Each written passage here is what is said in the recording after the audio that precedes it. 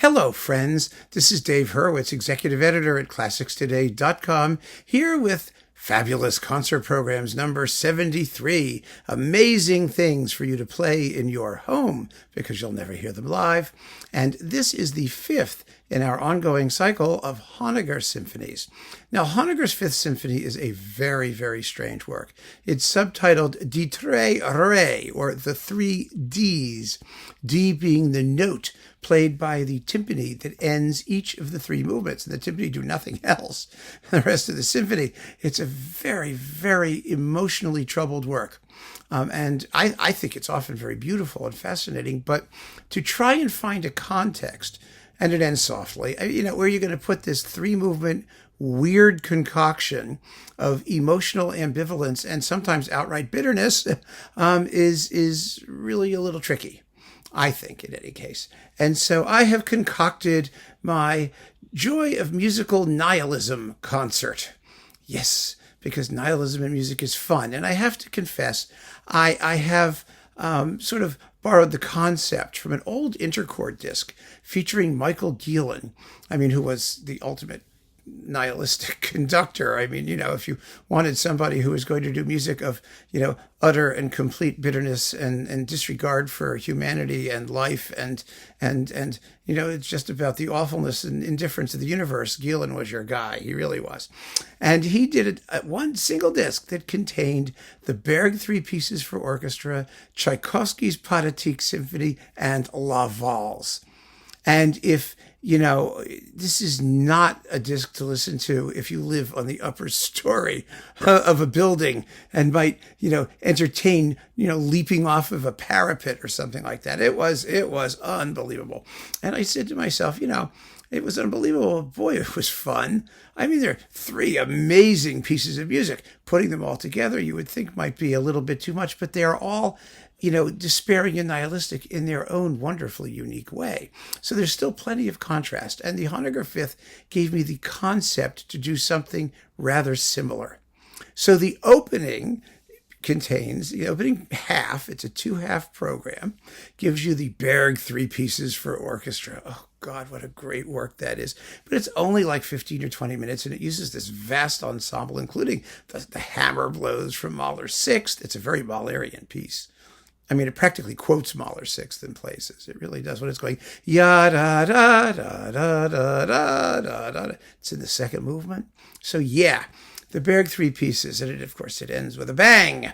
It ends with a completely horrifying, screaming shriek cut off by a hammer blow of doom.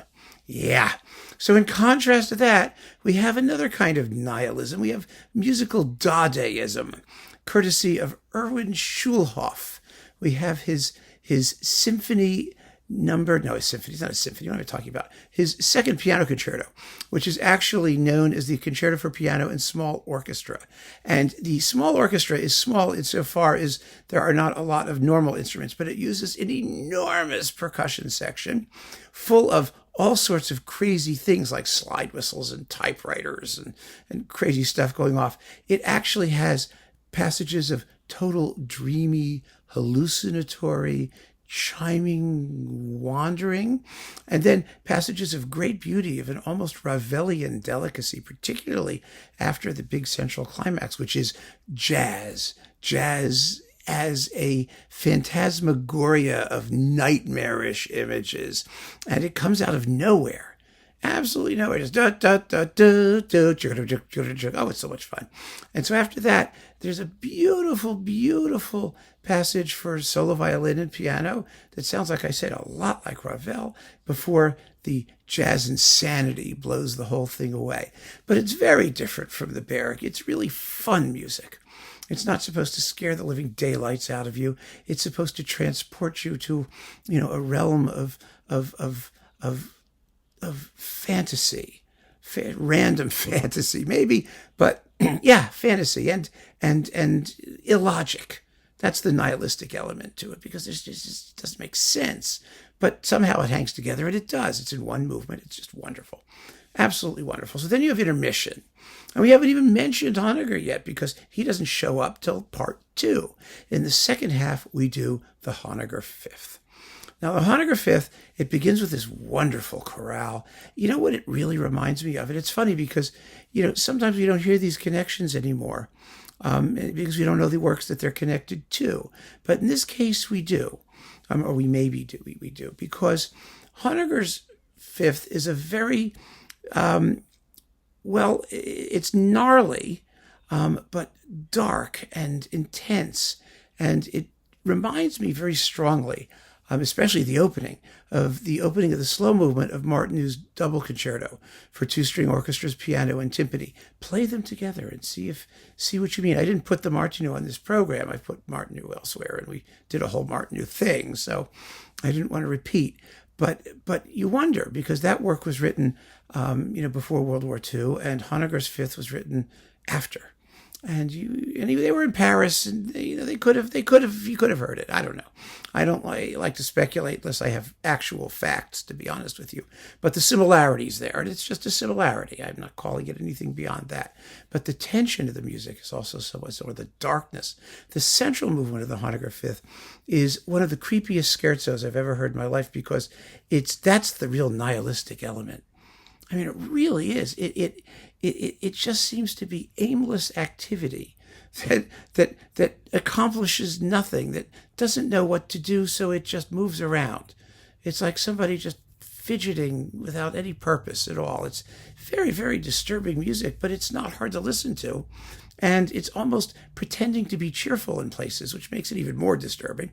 And then the finale is this motoric, sort of, vicious, sort of toccata kind of thing that rises to a huge climax and then ends. It just trickles away with the trombones murmuring with other stuff happening around it. It's really, it's quite a remarkable work, but not one that's going to leave you at the end of the concert feeling all warm and snuggly inside. And so, to give you that fun finale, Ravel's La Valse, as Michael Gillen had it. Now, La Valse is a popular work to do at the end of concerts because it's just so noisy.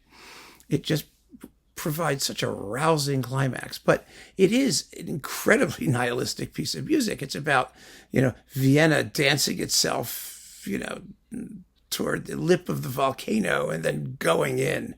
It's absolute destruction and obliteration and apocalypse at the end. But its emotional character is almost always subsumed into the tendency of modern concert programmers to just use it for its noise value and its brilliance, but not for the emotional impact it has. But I think here in this program, especially coming after the Honegger, it provides, where Honegger trickles out in Resignation, this provides the furious apocalyptic ending, which in turn recalls the Berg and the Ravelian elements of Schulhoff. So it makes a really good ending to this particular program. And I do hope you'll try it at home, just so that you can demonstrate that for yourself, because I guarantee you it will work. So keep on listening, friends. Thanks for joining me. Take care.